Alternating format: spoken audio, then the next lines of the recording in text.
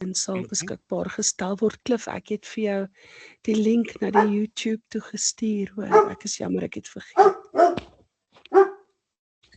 Ek is klaar gesubscribe op julle kanaal, moenie worry nie. Okay, hulle dankie. Right, Pierre, die recording het begin. Goeienaand, Pierre. Goeienaand, ek het so gesien. Green light to go.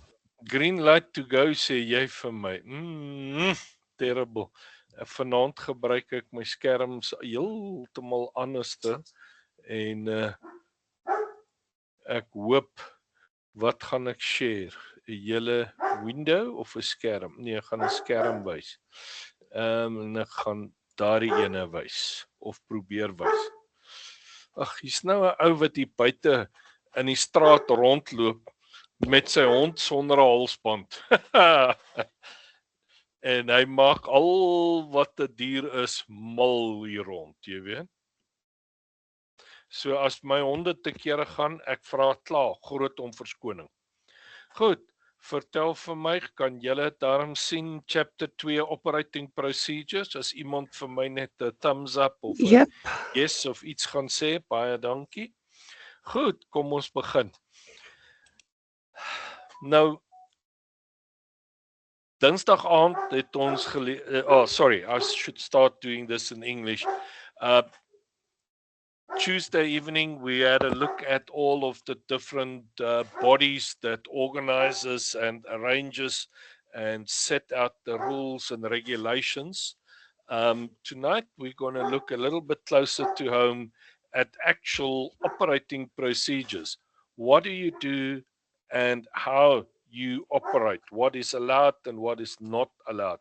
So, ITU, like we've seen in the previous section there, publish a set of international radio regulations, and then the ICASA, which is the Independent Communications Authority of South Africa, of course, is tasked with implementing and enforcing these regulations to manage all radio services within South Africa in compliance with these regulations. All right.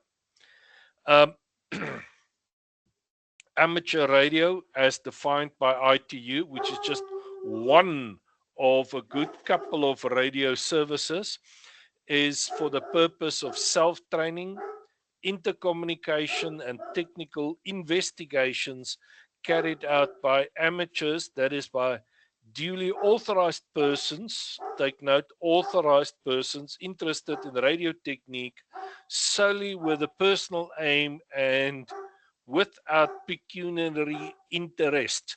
Can anybody tell me what that means, that pecuniary interest? It's a fancy word for money, that's all. Without money interest, so it's not for profit, and you couldn't and shouldn't influence things for a profit. All right. So it's a legal term, that one. So an amateur radio station is simply defined as a station in the amateur services. So self-training, and we are all here to learn. Now, ITU will define the world in 3 regions, and Africa falls into region 1 along with Europe. So you will be asked somewhere along the line or some other contest, what ITU region are we again? And it is 1. All right. Now, CEPT is the French abbreviation for the European Conference of Postal and Telecommunications, and it does the same as the ITU, but only for European countries. All right. But why would CEPT be important for us? Is because this TR 6101, which is part of the CEPT, and our exams, which is called a Harmonized Amateur Radio Examination, for which you'll get a certificate, the HAREC certificate, is published as part of TR 6102. All right. As a result of this, any amateur holding a license issued by a national authority that has implemented this can operate in the territory of any other such country. In our case, we can operate almost anywhere in Europe, the USA, Canada, Israel, Australia, New Zealand, without special paperwork or too much special paperwork. This concession also applies to possessions of these countries, such as US islands in the Pacific, Dutch, French islands in the Caribbean, even French possessions in South America and the Pacific. It saves a huge amounts of license fees and reams of paperwork when traveling abroad. So if you want to operate in a foreign country using your South African call sign, go and download that TR6101 from the web. All right.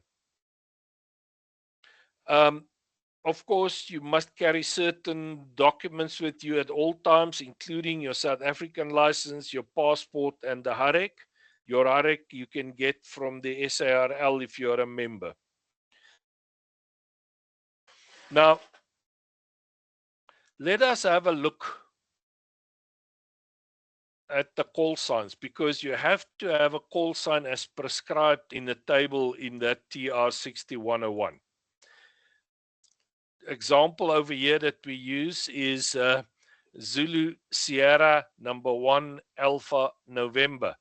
More information a bit later, but for accurately, this is recognizable as a South African call sign, that is the ZS.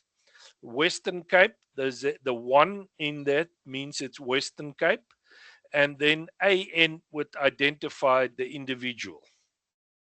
So if you go ZA, well, Zulu Alpha / Zulu Sierra 1 Alpha November, that is the same individual when he is in Albania. There was this question on Tuesday as well. If you go to different places, what happened to your call sign? If you go to different countries, the prefix get added in front of your call sign. For instance, in Austria, it will be Oscar Echo in front of your call sign. In Belarus, Echo Whiskey.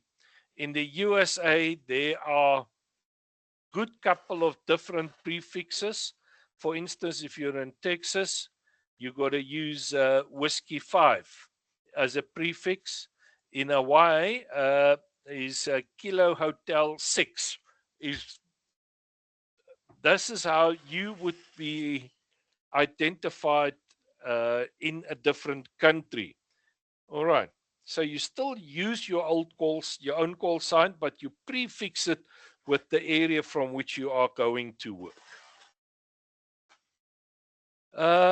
IRU, we've spoken quite a bit of. They've given us band plans. South Africa adhered to Region 1 band plans.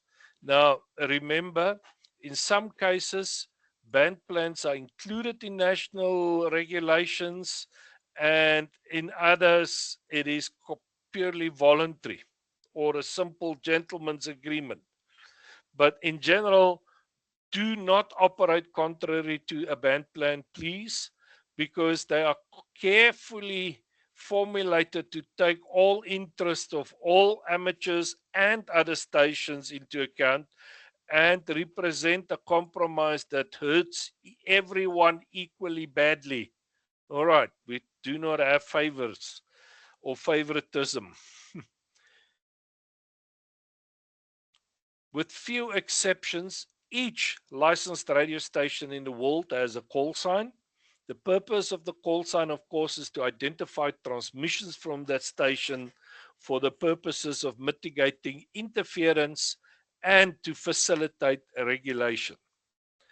An amateur call sign consists of a number of characters and letters and digits, normally between 3 and 6. Examples like Whiskey 1 Alpha Whiskey, 7 Papa 8 Zulu, 3 Delta Alpha 0 Zulu, and Zulu Sierra #1 Alpha November. Non-amateur call signs have got different formats. the aircraft would have ZRB, ZSRSA, ZRAM, whatever. There are quite a few different call signs for those stations. All right. Each amateur radio station will consist of a prefix and a suffix. And the suffix consists of 1, 2, or 3 letters. The prefix in South Africa will contain at least 1 letter and 1 digit. Well, not just in South Africa, it's 2 letters and a digit. But some other places like Whiskey 1, for instance, is in the northeastern part of the USA. I think, yeah, it's New England. 7 Papa 8, for instance, is the prefix part for Lesotho. And all right, 3 Delta Alpha. I think 0 included there is Swaziland. Okay, 3 Delta Alpha is Swaziland. ZS1, of course, is the Western Cape that we know. All right. Call signs can also contain what we call appendages, which indicate special conditions or locations that differ from the place of use. So if you say Whiskey 1, 7 Papa 8 Zulu would indicate that the Lesotho station 7 Papa 8 Zulu is operating in New England, which is the Whiskey 1. You can also have a prefix at the end, /P for portable, which is not really required anymore in South Africa. We normally use /M as mobile. All right. And then if you go to somebody like KwaZulu-Natal, if the ZS1 station, ZS1 Alpha November /5 or Division 5 or just 5 indicate that the station is operating somewhere in KwaZulu-Natal. All right. There's also, instead of the M for mobile, there's MM, Mike, maritime mobile. If you say 7 Papa 8 Zulu /maritime mobile, it is on a Lesotho registered vehicle somewhere on the world's oceans. All right. If you're in a boat on a dam, unfortunately, that doesn't count as maritime mobile, but just the territory. All right. There are also special call signs. ZS90 SARL, ZS100 SARL, we've just had last year. So on. All right. By law, call signs must be used regularly in each contact. In some countries, the call sign of the station itself and the station it is addressing must be used in each transmission. And South Africa is one of them. Also, in some countries, displaying the call sign on your equipment is compulsory. I'm not so sure it is, but it is a great idea. Either way, ensure that you do not make transmissions without prominent and intelligible use of your call sign. So, a couple of examples below. Now, HF phone procedures. HF means high frequency, or also known as shortwave.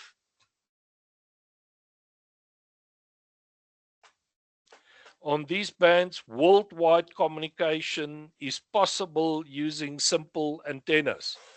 Take note, worldwide. Local contacts are often made on VHF using things like repeaters. VHF, of course, short for very high frequency. Suitable procedures for those conditions will be discussed later.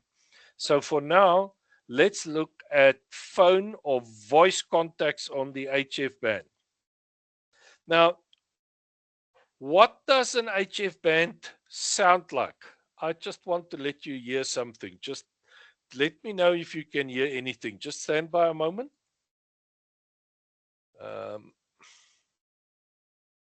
I want to bring us in here.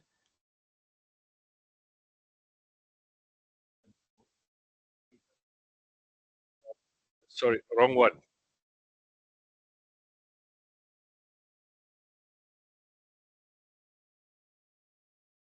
Okay.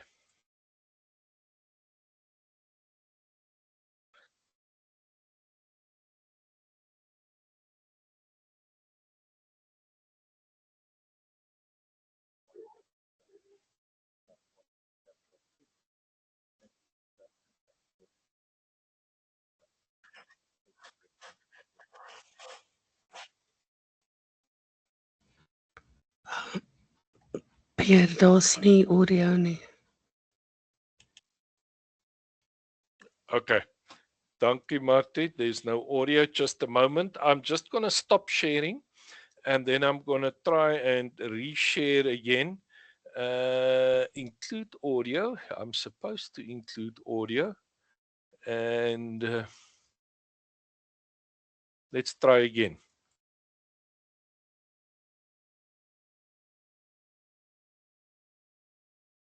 Share a tab. Oh boy. I need to share a tab to be able to do that. Okay. Let me just get that one sorted out. I just want to kill the wrong one. That is the wrong one. This one is the correct one. And I will rewind it. All right. I will rewind that a little bit.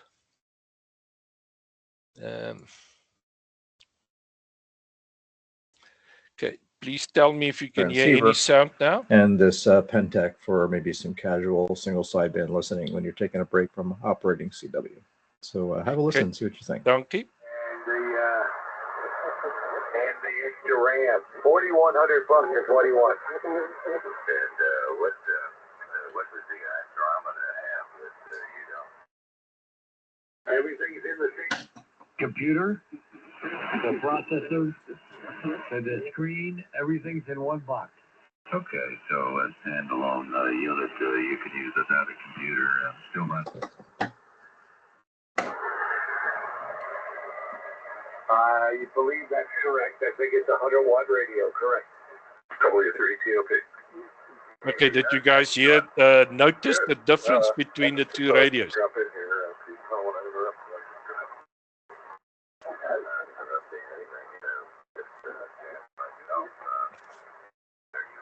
Delaware or DC? Back to the Kenwood. I'm in Delaware right now, and going back tomorrow. I had to get something here. Okay. Was that interesting or was that interesting? Stefan, you wanted to ask. Yeah, it sounds like Citizen Band uppers or lowers. Well,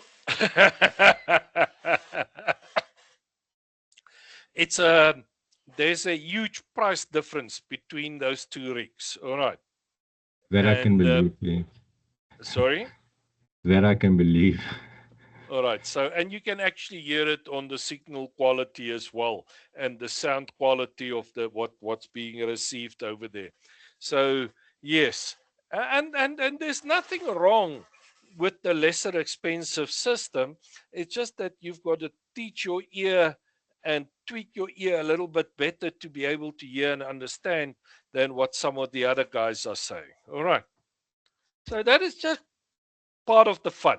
Okay. And no two radios actually sound exactly the same. All right. Let us carry on.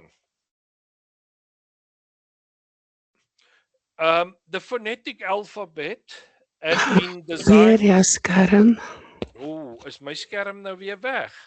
Okay, yeah, I've got to stop that share.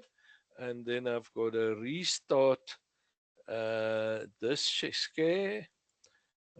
Thanks, Marty.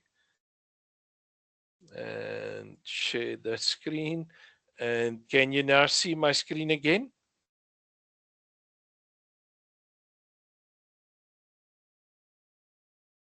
Can you guys see up? All right, excellent. Thanks, Martins. All right, so This alphabet had been optimized for international communication, taking into account the differences in way that people hear and speak sounds. Although some amateurs think it is cute to use their own type of phonetics, doing so actually hampers intelligibility and places an unnecessary burden on someone whose mother tongue may not resemble English at all. All right. So when you are giving your call sign, it is good manners to provide it in clear phonetics. And as soon as the person has got it correct on the other side and you know who you're talking to, then you can go back to something like ZS1AN again instead of the phonetic Zulu Sierra 1 Alpha November. Now, remember, it's difficult to hear differences between the letters N and M, a P and a B. You know, that's why we've got Alpha, and where the underline is where the accent is. Alpha, Bravo, Charlie, Delta, Echo, Foxtrot, Golf. Surprising ones, Juliet, where the emphasis is at the end. Papa, Quebec, also at the end. And November in the middle. It is absolutely essential that you get to know this phonetic alphabet. All right.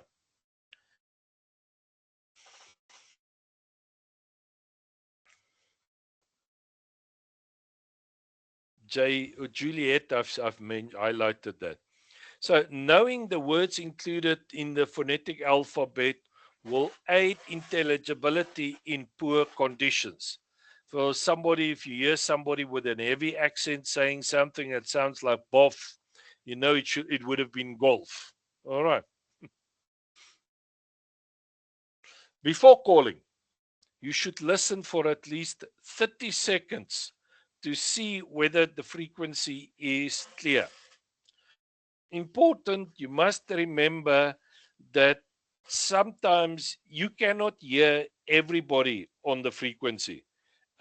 People on the other side might be talking or working on a frequency and you can't hear them, but somebody in the middle can hear both of you. All right. So even if it's clear and you have been listening for 30 seconds, you should ask, is this frequency in use? And then you wait for a couple of seconds, another few seconds. If there was somebody around there and they can hear you and so on, and you are going to interfere, they will tell you so.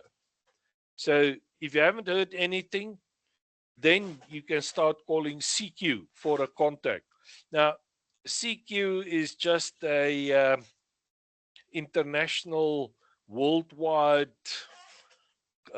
call for a general contact, basically. So we use the term CQ, CQ, CQ, typically 3 times, and then you give your own call sign. This is Zulu Sierra 1 Alpha November, Zulu Sierra 1 Alpha November. And you don't have to use the over, but usually when you stop transmitting after the second time, then if there was somebody, wait for a couple of seconds, then they will answer. Nobody wants you to listen to CQ, CQ, CQ, CQ, CQ, CQ, CQ, CQ, and you don't give them chance to answer, because I've heard that as well, you know. And then I've also heard people that would go like ZS1AN, CQ, CQ, CQ, ZS1AN, CQ, CQ, ZS1AN. And it's so fast and unintelligible that if conditions are not perfect, you're not going to be able to figure it out. All right. So think about it, that conditions are not necessarily perfect. Speak a little bit slower and enunciate properly. And the generally good idea, 3 CQs, your call sign twice phonetically. All right. Now, if you want to make a directional call, you can call a specific station on the other side, or you can ask for a long distance contact, CQDX for instance. All right. On HF, because we can talk worldwide, DX typically means another country. All right. Now, if you hear a station calling CQ and you would like to make a contact, check the following before you call. Is it a directional call? And if so, are you in the right area to respond? For example, a South African station should not respond to somebody that calls CQ Japan. But if it was CQ Africa or CQ DX from a non-African station, then it is okay for a South African station to respond. All right. Also, make sure you know where the station is listening for the response. Most stations will actually listen on the frequency that they've transmitted. However, some DX stations, and that especially when they are DXpeditions, those are special people that go out to an island and they set up a radio station there for a couple of days and they try and talk to the whole world from there. They use what we call split. And typically they would say something like this: Sierra Tango 0, Romeo Yankee, up 5. That means that up 5 means that they are listening 5 kilohertz higher than what you are hearing them on. All right. So you then need to know how to activate the split function on your transceiver to work the station. So you will transmit 5 kc higher to talk back to him. All right. Also, ensure that you have a suitable antenna that is connected, and if necessary, that your antenna ATU is correctly set for the frequency and antenna. If it is not set, do not tune up on the frequency where you hear the CQ call, as you will cause interference to the station calling. Rather change frequency by at least 3 kilohertz. Why 3 kilohertz? Because that is how wide a phone SSB contact bandwidth is. It's about 3 kilohertz. So if you go 3 kilohertz away, he cannot hear you, yet you're still close enough that it will not affect your tuning. All right. So go 3 kcs away, and then you tune there. All right. After you have checked that this frequency is not in use. All right. Of course, it's wise to check all of this before you start searching for stations. All right. Suppose you hear somebody like Whiskey 1 X-ray X-ray calling and having checked that everything are ready. Then you could say, Whiskey 1 X-ray X-ray. This is Zulu Sierra 1 Alpha November. Zulu Sierra 1 Alpha November. And again, you don't have to use the over, but sometimes as he will hear it when the signal drops out as you stop transmitting. All right. Again, you respond with his call sign in phonetics and yours twice in phonetics. And so important to note, the station that you are calling is always given first and your call sign comes last. All right.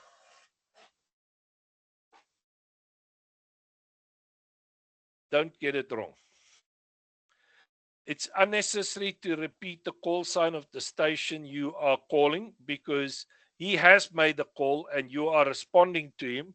So when he hears Whiskey, even if he doesn't hear the Whiskey 1, he only hears the X-ray X-ray, he will know that it is for him because he had just been calling a CQ. So you don't have to repeat his call sign. Most people know their own call signs. In certain of the call sign, you can ask, as for your old call sign, if conditions are favorable and you have a powerful station, one should be enough. Good DX operators can make over 300 contacts an hour. That is a lot. All right. Most callers will only call once. Under poor conditions, however, you may want to repeat your call sign once or twice. Okay. And I must say, for most of us, when we start off, and even the first couple of years, unless you've got a very powerful station and a very good antenna system that's perfectly tuned in for a specific frequency, it's always better to give your call sign twice, phonetically. Next thereafter would be the exchanging of signal reports and some basic information like the name and location of the operator. Signal reports are exchanged according to a standard reliability strength tone code, or an RST code. Now, the tone part is used for carrier communications like CW and RTTY. So for phone, we only use RS, readability and strength only. Very important that you know this.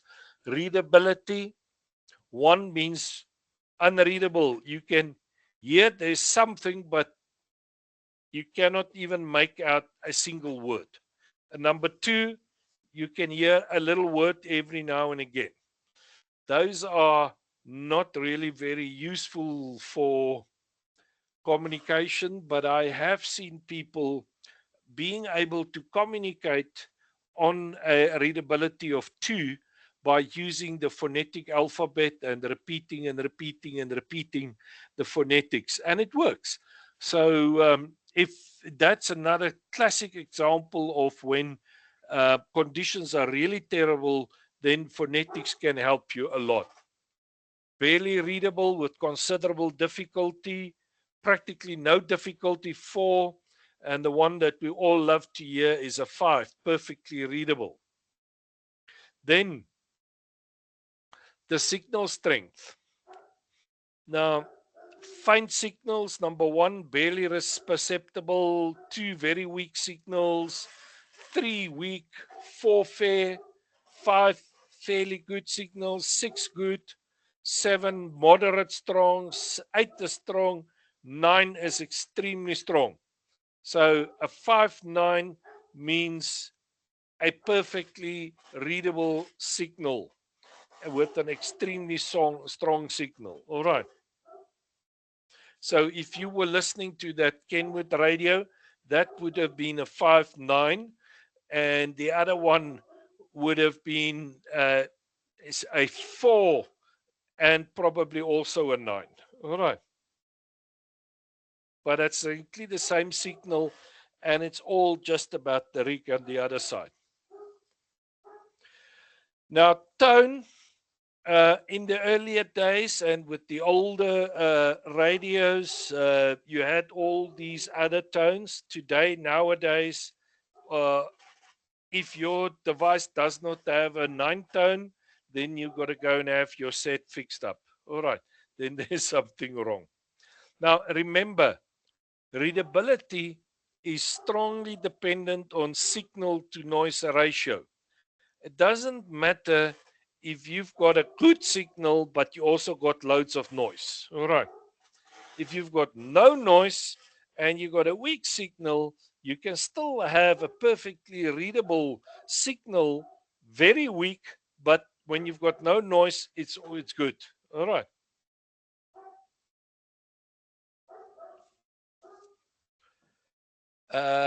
Then also there is something called the Q code. And one of the ones that we use the most is QTH, which means the location of the operator. Where are you now? Not where do you stay, but where are you? All right. For instance, something like this. This is the reply that comes back from Whiskey 1XX. And remember, he's talking to ZS1 Alpha November. He'll say Zulu Sierra 1 Alpha November. This is Whiskey 1 X-ray X-ray. Thanks for the call.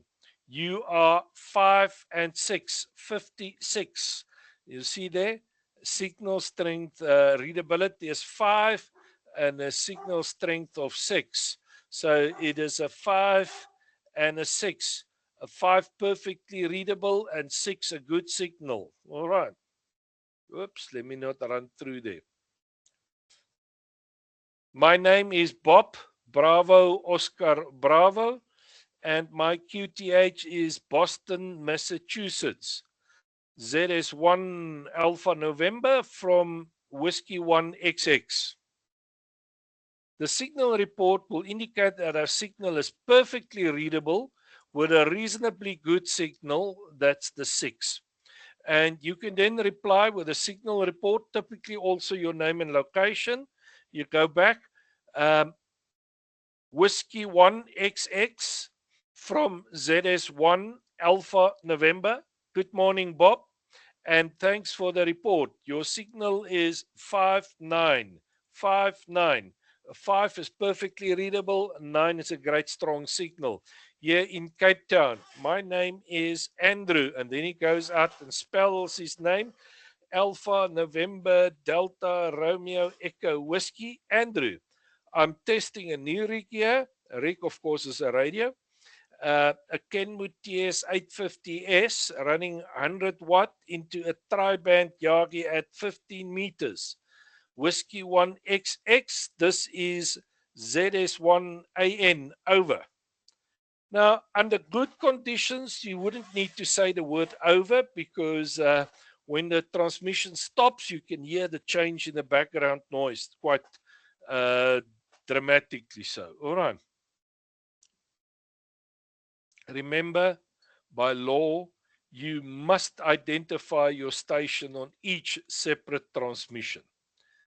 Ending the QSO. QSO also means a contact between two stations, which may include several transmissions by it. A remote call sign Whiskey 1 XX from your call sign ZS1AN. Well, Bob, thanks for the nice chat. I must be off now. We'll QSL via the bureau.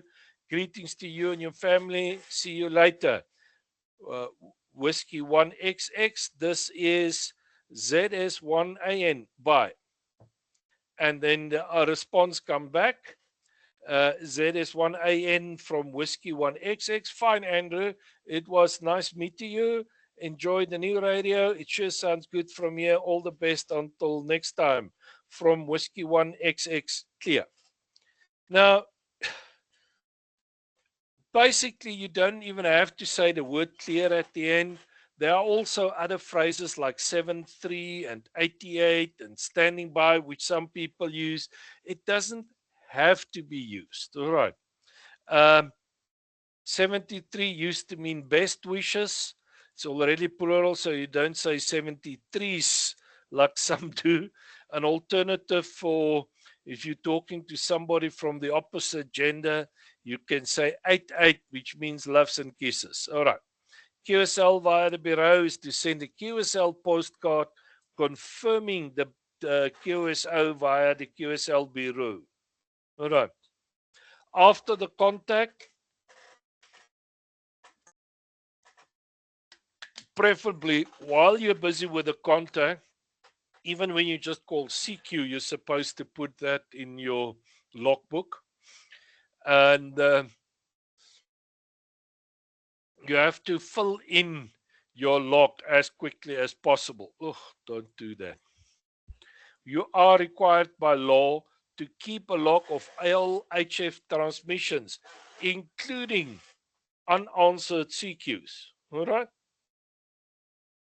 If you have offered to send a QSL card, it's a good idea to write it out immediately, as it can become a chore. What not to do, this is where you set plenty of CQs and giving your call sign incorrectly and so on.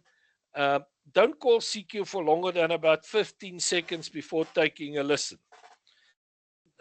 Don't use the CB jargon. All right. Next up, we're talking a little bit about telegraphy. That is when we use something like continuous wave or CW transmissions. And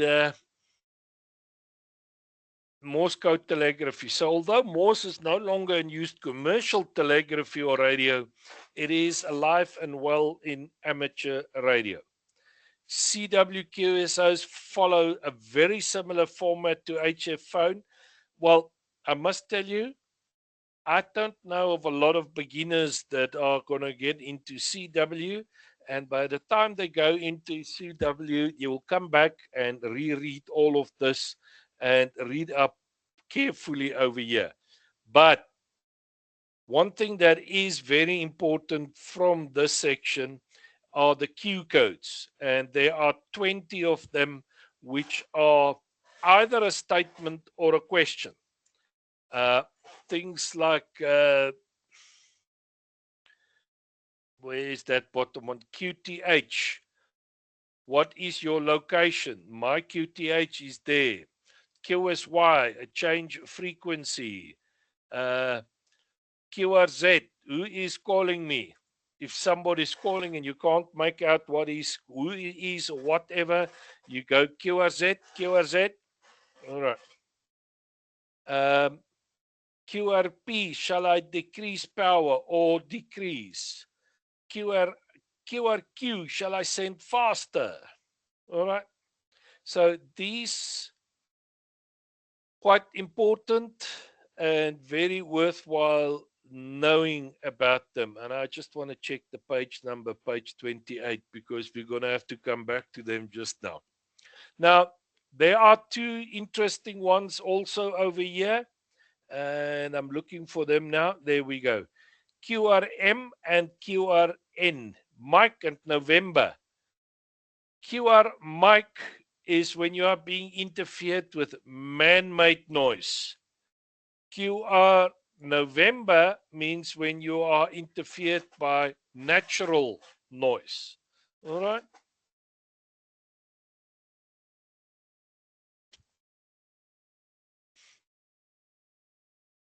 And then there are a lot of Morse code abbreviations over here. Now, repeater procedures, and this is a bit of a joke. It's a device for increasing the range of poorly equipped stations and reducing the range of well-equipped stations. All right. That's actually just a joke, so please don't take that as gossip. Repeaters are used for local FM communications. They allow a station that don't have line of sight of propagation to each other to still make contacts, as the repeater will relay the signal between the stations. As long as both stations have got line of sight to the repeater. So repeaters are sited on a high terrain to provide good coverage. Some repeaters are also linked together. All of the 2-meter repeaters in South Africa use a separation of 600 kilohertz between the input and output frequency, with the input frequency being 600 kilohertz below the output frequency. So we listen on the output frequency, and then we transmit 600 kilohertz below. The repeater is activated or keyed when it receives a signal on its input frequency. This signal is then simultaneously retransmitted on the output frequency. When referring to a repeater or the frequency of a repeater, it's standard practice to refer to the repeater's output frequency. So if we talk 145.750 or 145.725, means it will transmit on 145.750 or 145.725, and the repeater will then receive 100 kilohertz lower at 145, 150, or 145, 125 megahertz then. Kilohertz, of course, and megahertz. There's 1,000 kilohertz in 1 megahertz, just if you didn't know that, all right? Now, unfortunately, there are also a lot of other transmitters and transceivers on the same site as high site as where our repeaters are. You do get a mixing of products, signals that get mixed up and everything, and you can get interference that just triggers your repeaters continuously. Now, to circumvent this problem, there is something called a subaudible, a continuous subaudible tone, or CTCSS, of 88.5 that is usually added to our repeaters. And your radio needs to be able to transmit that CTCSS tone to be able to open up the repeater. All right. QSO on the repeater are often less structured than HF phone QSOs. You don't call CQ, for instance, because FM sound quality is much, much different than sideband sound quality. All right. You can say things like, in our case, ZS6 Papa Juliet Hotel, is there anybody on frequency? Or because it is local, and everybody that can hear the repeater are all going to be in the same geographical area. The only time when it gets interesting is when you move into the Vol triangle. Cliff, yes, sorry, I only now noticed your hand. No worries. I just sorry. I just want to ask quickly regarding, we're obviously on 2 meters and repeaters, but I've heard obviously now with Echolink, you have international stations obviously going via internet. I've heard Yes. them called TQ. So, what do you do in that situation? Well, okay, you will answer them. Listen carefully to the call sign that they are giving, because they are going to come out on your 2 meter repeater. So they're going to sound like a 2 meter repeater, and they will know who they are contacting to. So they will know what is the call sign supposed to be in that area. All right. Okay, thank you. They talk about that somewhere over here. We don't, on a repeater, we can't do an RST, but we just tell them is loud or clear, some is, or breaking up. There's something that says full quieting. That means that your signal is strong enough to override all of the possible hissing sounds in the background. All right. Repeaters are a shared resource. They're not there for private use. So please, don't. Yeah, all right. Normally, leave a pause of 2 to 3 seconds after the end of the previous transmission before you start another over. And I've heard this many times on the repeaters. The guys get so excited. They get in a routine, this guy passing on to the next, to the next, to the next, and there is no gap. And if something happens, somebody wants to join, you can't get in. All right. Please, this gap is vitally important. A station that wants to join the conversation on a network, or a net as it's called as well, should wait for a pause between the overs and then just give their call sign once on the repeater. The next station should then acknowledge the breaker and hand over to them as soon as convenient. Sadly, you still have old guys that says, yes, I've heard you, and then he carries on talking for 5 minutes before you get a chance to speak. All right. The other thing is, sometimes And luckily for us, that doesn't happen so often. But if there's an urgent message, then you are entitled to say something like break, break, and then your call sign. All right. The next station to transmit should then immediately hand over to you. All right. Keep your overs short, the maximum 2 to 3 minutes. Don't give speeches or sermons over the repeater unless we do bulletins. All right. Emergency communications and social responsibilities.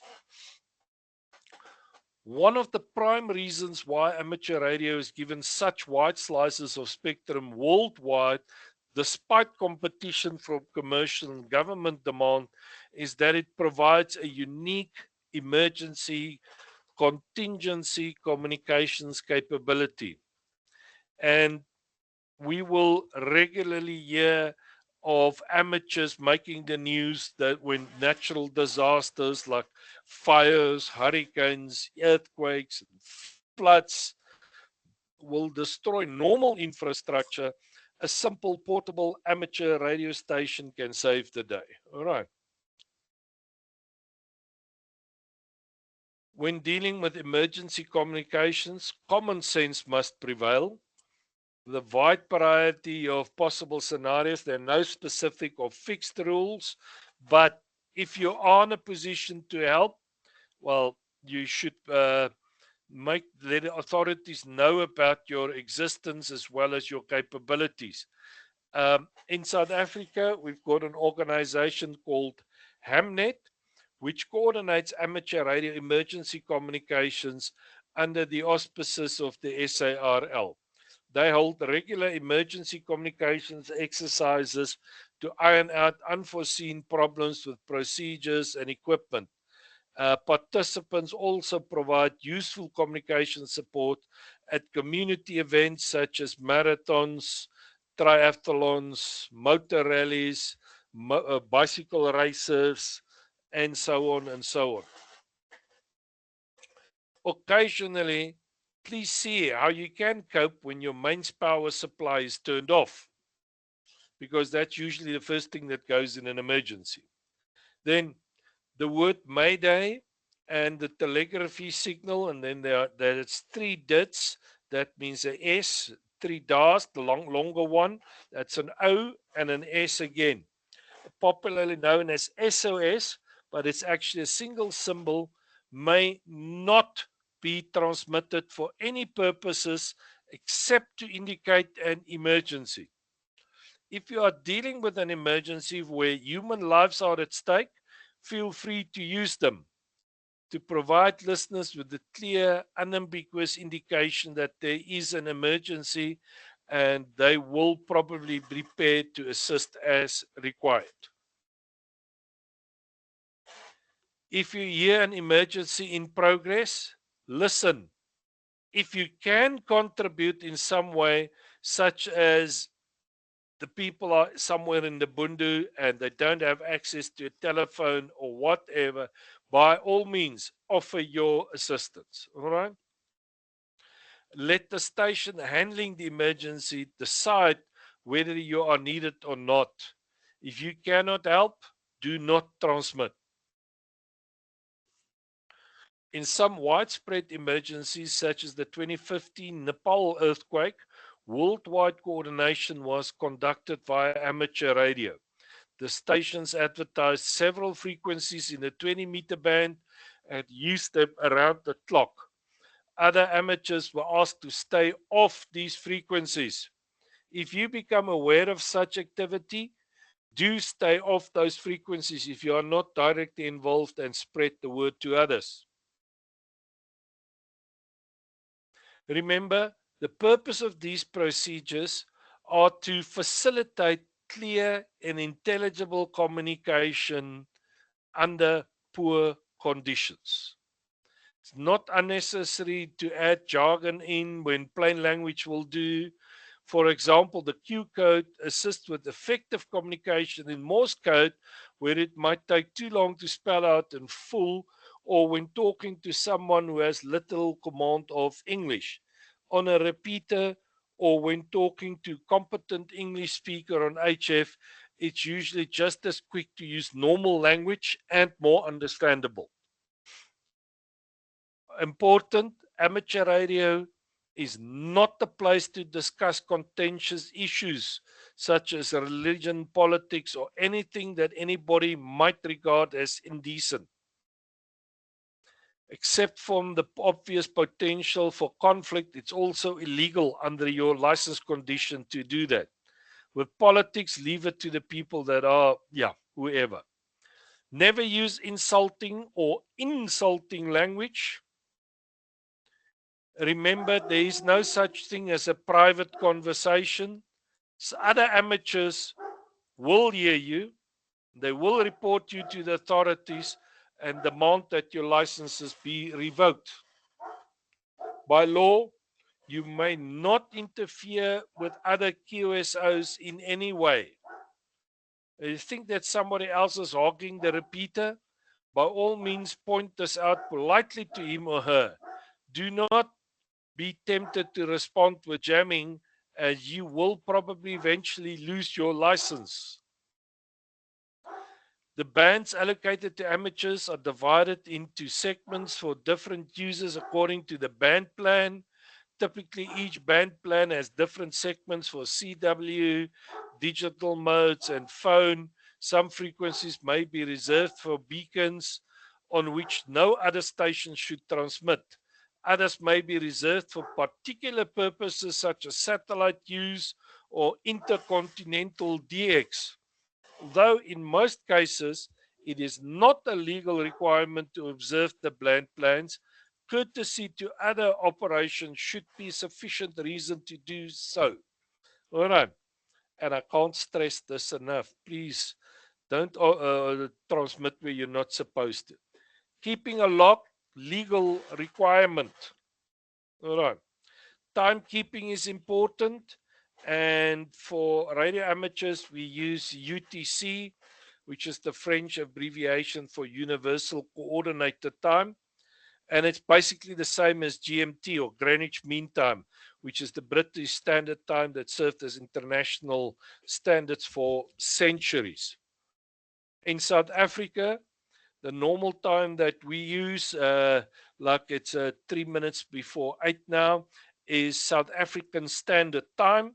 UTC is 2 hours behind. So UTC would then be 17:57 at the moment. All right. Now, SAST is sometimes also called Bravo time, and UTC being called Zulu time. Then they talk about this close to midnight. 001 Bravo in South Africa is already 2300 Zulu on the previous day. All right. Advantage of UTC is that the same everywhere on Earth. At 1630 Zulu, it is 1630 Zulu everywhere on the Earth. Although it may be 11:30 local in New York, 8:30 in San Francisco, 1:30 the next day in Tokyo, and 6:30 the following day in the Line Islands, they all are working at 16:30 Zulu. All right.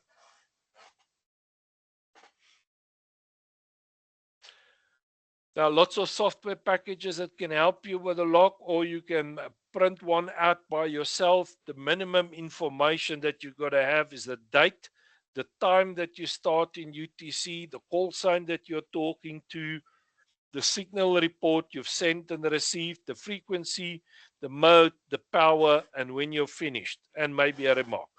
All right. QSL cards has been a long time tradition with amateur radio. In the beginning, they used to send printed cards and pre-printed cards. Today, SORL has got a bureau that we can do this for us as well.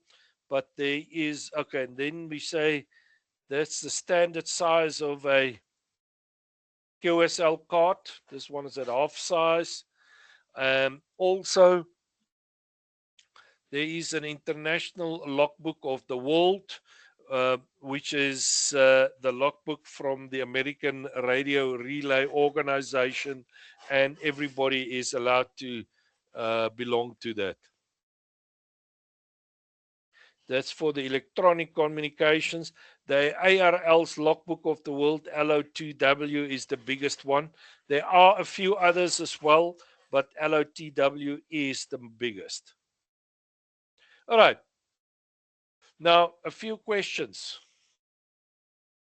To prevent annoying or jamming other users when tuning up your transmitter, initially tune where? Well, you have to connect into an antenna. Out of all these weird answers, the closest possible one is to say directly into an antenna. All right. But the bottom line is that you should tune if you want to respond to somebody. Listen if it's quiet, ask if it's quiet, and then tune up there. All right. Well, if there is somebody, you go 3 kcs away, 3 kilohertz away. Sorry, not kilocycles. In the olden days, we used to talk about cycles instead of hertz. So if I say kc, I actually mean kilohertz. Sorry for that. Amateur band plans are formulated and should be observed because they are mandatory. All right. And they are intended to aid operation and help with congestion. Yes, Henry. Sorry, ek wil net daai eerste vraag wat jy geantwoord het daarso. Is dit nie 'n C nie? Into a dummy load. If you are, why would you tune up into a dummy load? If you are want to transmit jamming or interference, annoying jamming or other. If you want to transmit to somebody, if you want to transmit, you have to transmit into an antenna. If you transmit into a dummy load, you're going to get nowhere. Okay. Yeah, ek ben net gewonder. Yeah, you see, it is a bit of a very ambiguous question, that one. I don't know. It could be C as well. All right.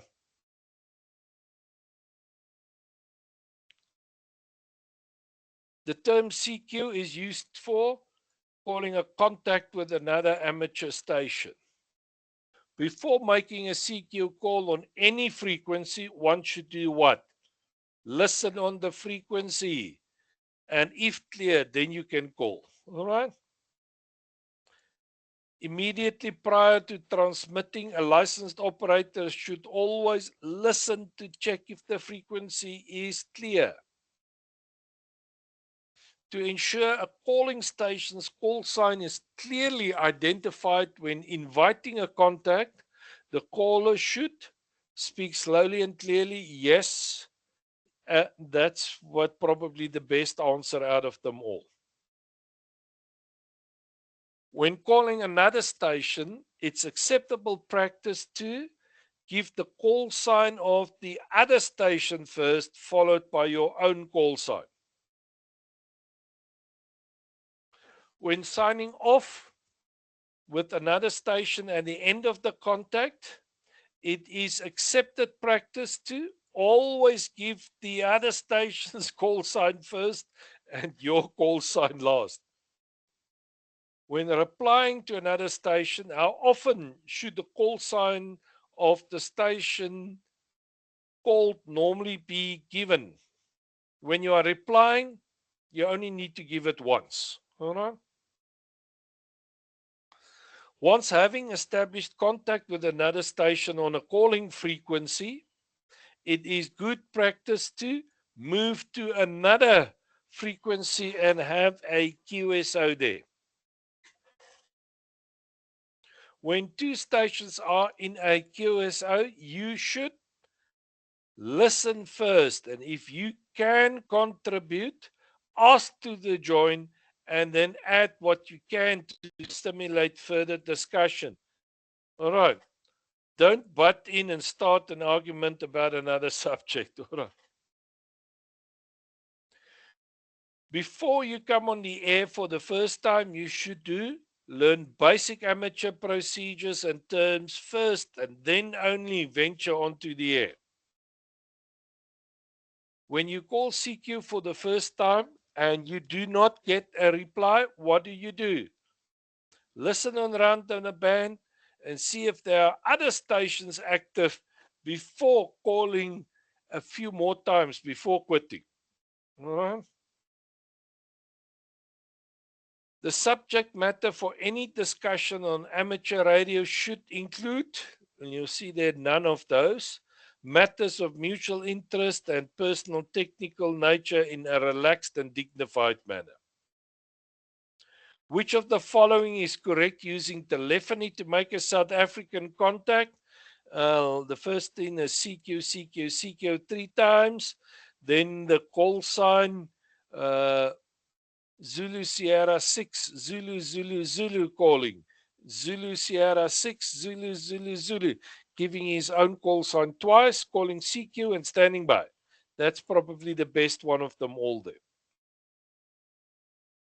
Which of the following is not correct?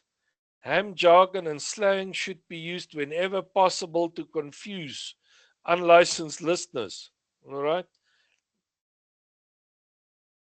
If a station is calling CQ Europe, you should do what? Wait and see if he gets a reply from Europe, and if not, wait to hear what area he calls next, and so on until he calls CQ Africa. Okay. When operating on any amateur radio band, one should follow the accepted band plan for the band being used. Please, please, please. When operating on high frequency bands, it is good practice after contacting a station initially to exchange signal reports and ascertain that the signals are suitable for a contact before proceeding with an extended dialogue. When the conditions are good and signals are strong, operators should use only sufficient power to make a good contact. Before transmitting, which of the following procedures is not correct? Assume that the last setting of the transmitter controls are suitable.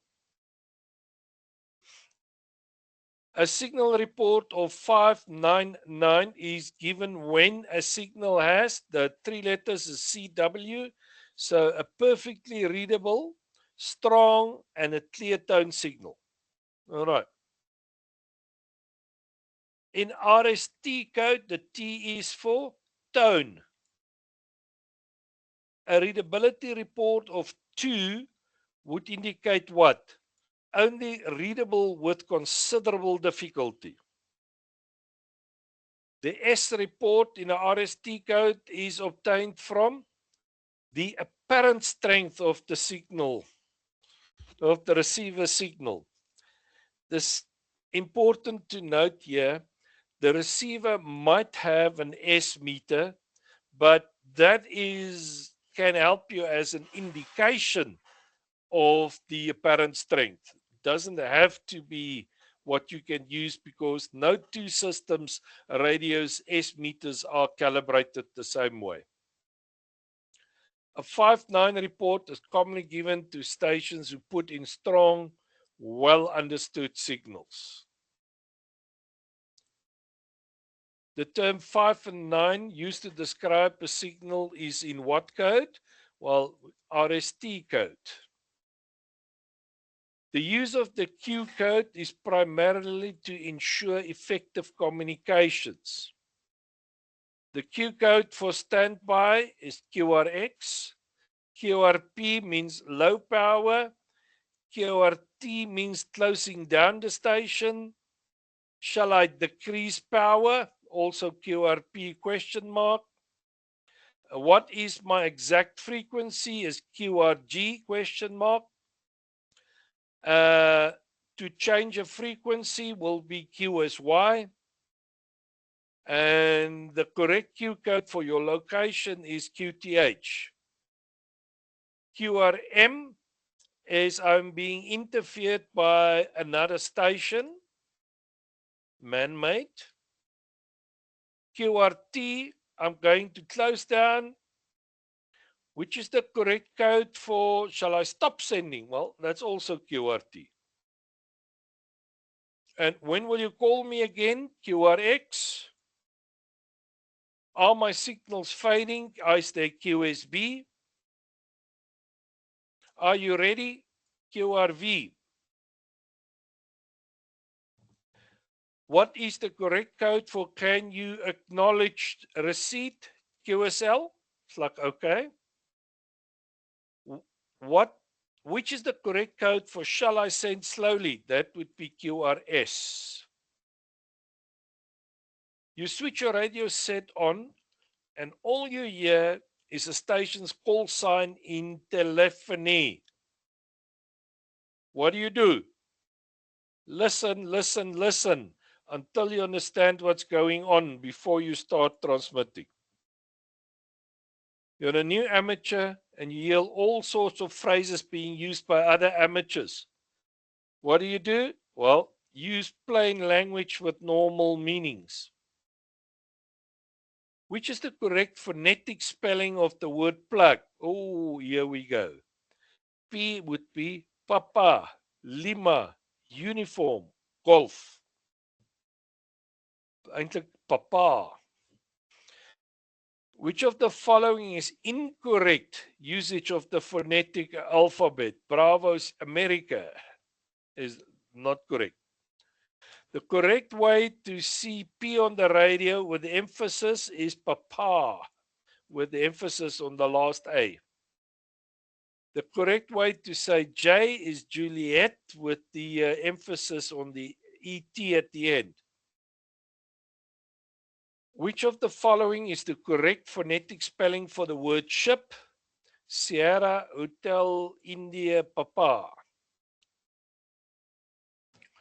Call sign using phonetic should be given on the first contact with the station. Coil using international phonetic alphabet could be spelled as Charlie, Oscar, India, Lima. Which of the following uses the international phonetic alphabet? Bravo, Uniform, Golf. Which of the following is correct using telegraphy to solicitate an overseas contact? That would be the one that says CQDX 1, 2, 3 times. All right. And then the call sign and call sign. Oh, 3 times. Okay. When using Morse code initially, send your CQ and call sign a little slower than the maximum speed that you can comfortably receive. Otherwise, it's going to come back too fast for you. Which mode do repeaters normally work on? FM.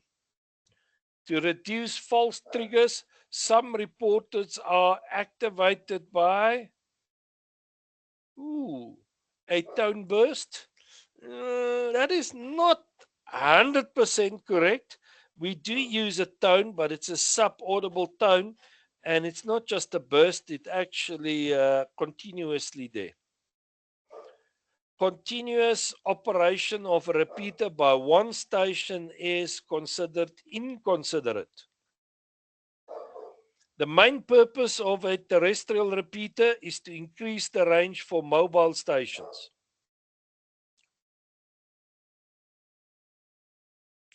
A net is taking place on 2 meters. You should wait for a break in the transmission, then call in and wait to be called in. When using a repeater on VHF, it's good practice to use the duplex mode, calling on the input frequency and listening on the output frequency. When using a repeater, you should say that you report copying loud and clear. When using a repeater, it's correct procedure to pause between overs to permit another station to break in. It's good practice when using a repeater to be polite and allow other stations to join the conversation. When you wish to pass an urgent message over a repeater that's in use, you should wait until the end of the over, identify yourself, and announce you have an urgent message.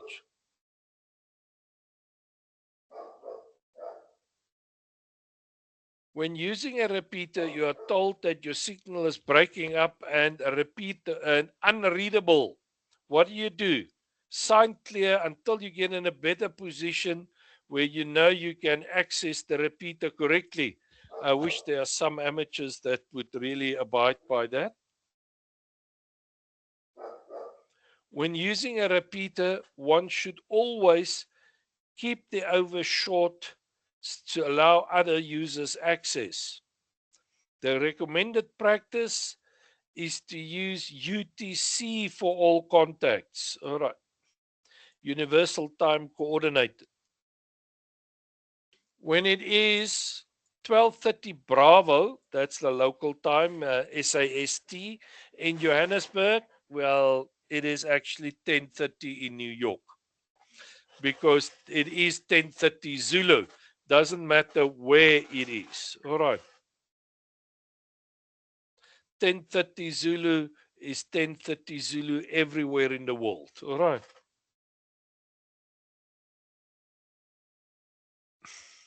A good QSL card has all of that information. The fastest way to obtain a QSL for the contact that you would like to confirm, and over here I don't agree with this OQRS. I would have gone with LOTW, but the correct answer apparently is this OQRS. All right. The cheapest way to obtain a QSL card for a contact that you would like to confirm is via your bureau. The fastest way is LOTW to confirm a contact, but not to get a QSL card. I think LOTW does not give you contact cards. That's right. And that is it. Any questions? Anybody still awake? Nobody awake? I'm not hearing any response. Martiens, dankie. Henry? Yes, ek wil net gou-gou the phonetic alphabet. Yes. I want to emphasize that. I want to It's overemphasize. critical important. Yeah. You mustn't even think when you're using it. You must just know it. And you're going to encounter people that think they are clowns and try and manipulate the phonetic alphabet and make jokes out of it. But you know what? If we all let it deteriorate a little bit, it's at the end of the day a total mess. So keep to the correct phonetic alphabet. Know it. Tomorrow morning when you drive to work, use the number plates in front of you and practice that. Like I say, you mustn't even think about it. Then the other thing is the Q codes. That is points in the bank. There has not been an exam for the past 20 years without Q codes. You're going to get that. And you're going to get at least 5 or 6 of them.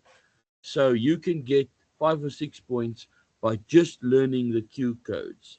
And there are only 20 that are important that you've got to learn. That's it. And the other thing is the Mayday. It is illegal to use Mayday on a radio unless you have an emergency. And the correct way of using Mayday is repeating it 3 times. Mayday, Mayday, Mayday. Thereafter, you identify yourself with your, obviously, call sign. You must know your position. There's no use if you call Mayday and they ask you what's your position and you say, I don't know. It's not going to help. You have to know your position and you must know your emergency. So short message, clear. Correct. That's the most important part. And then thereafter depends on how good your communication is. you can start to communicate other type of things. But the most important thing is calling the Mayday 3 times, identifying yourself, knowing your position, because that's that's critical. Because any rescue is going to be started to go to a specific position that you gave to them. And thereafter, they will determine how many people are injured, what do you need, and whatever. But that's just a couple of things that I made notes of while we were sitting listening to the class. If there's any questions.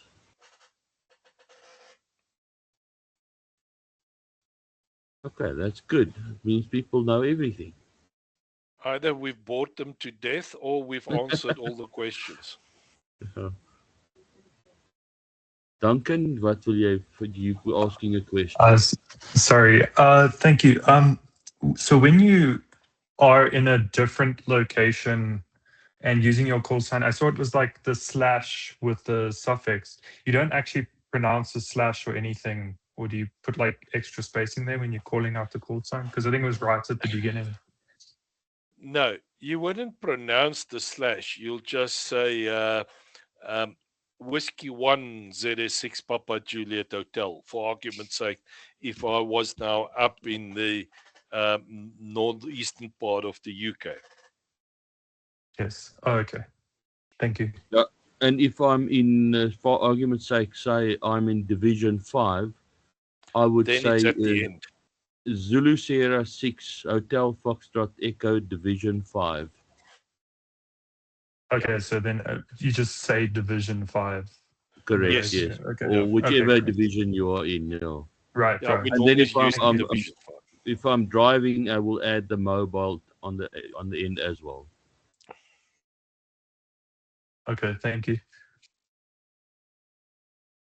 Okay, anybody else? Any other questions then? Don't be shy. There ain't no such thing as stupid questions. Excuse me, did I miss page number 29 What was that about? and 30? No, that's the CW. I said there are not a lot of them in the exam over here.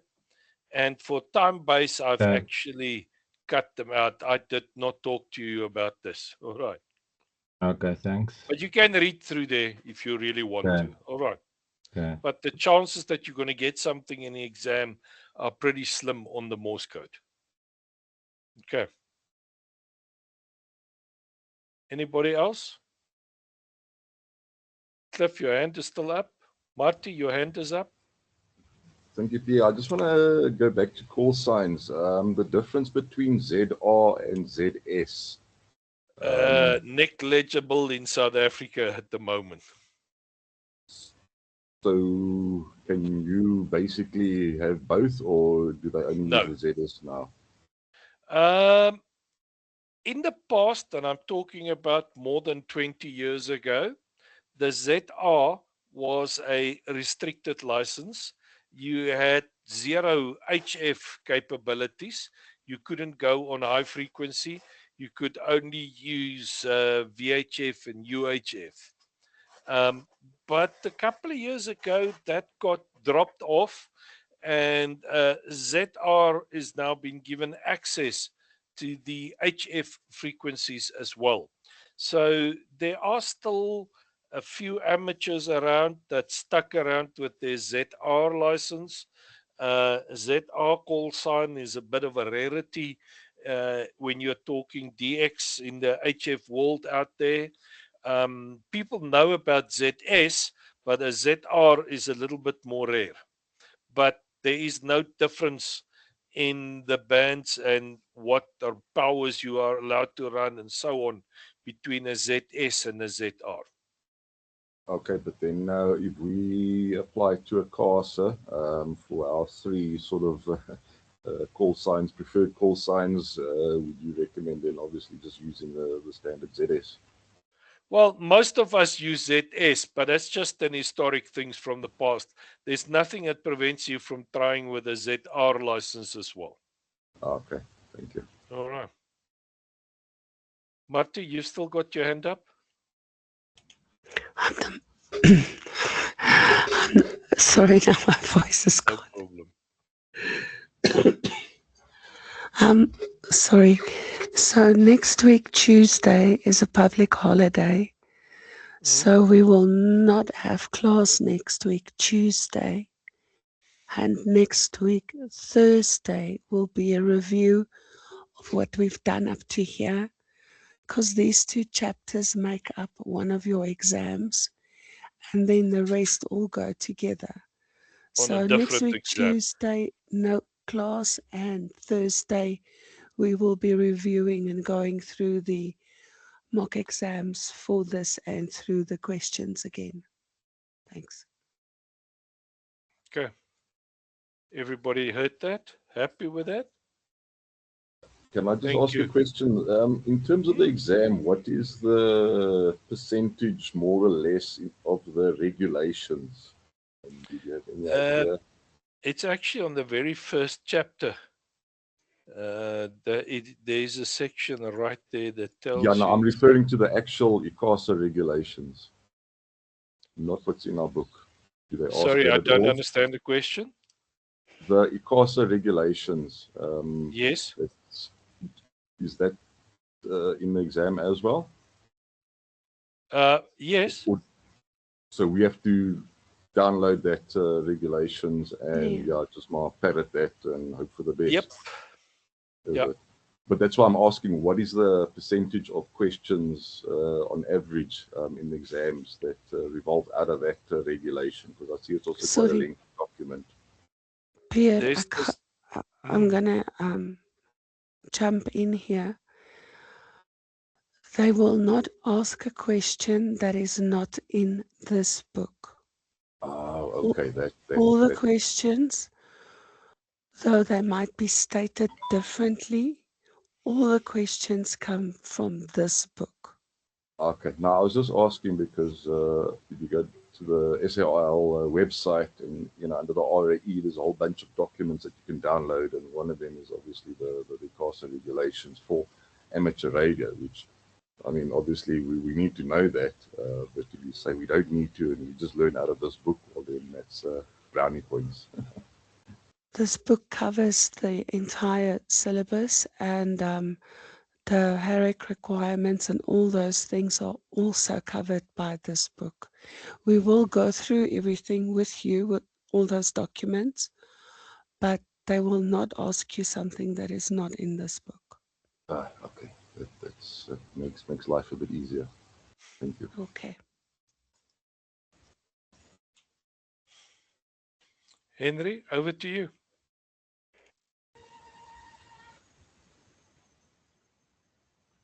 Right, I'm going to stop the recording then.